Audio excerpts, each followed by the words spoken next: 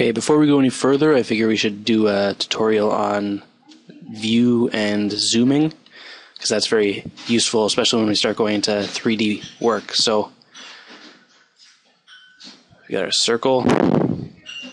In our dock over here, we've got a view cube, so we can have the front view, which is what we're on. This view, we can look top view. So you just sort of click the view and it will zoom to fit the screen in that view. Also important, pan. Click that and they can just drag around, pan. Escape to exit those commands as usual. So for zoom, we have the option to zoom, and we can drag in and out and zoom in and out. You can also click zoom all, which just zooms the page to the extents of your project. We've got the zoom window, so if we want to zoom on a specific section of the circle, we could create the window and it will zoom in on that window.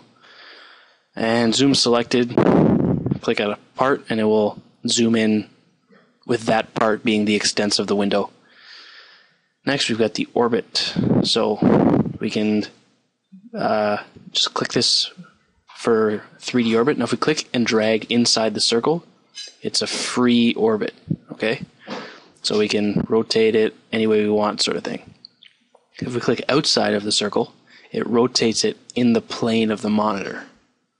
Maybe this will be easier to see if we extrude this, like I showed you guys in the last tutorial. Also middle click, if you double click the middle, like the mouse wheel, that'll zoom extents. So back to the 3D orbit. This will just rotate it in the view of the plane of the monitor, and inside you get a full orbit, sort of. Escape to exit that as usual. Okay, next tutorial will be on the revolve tool.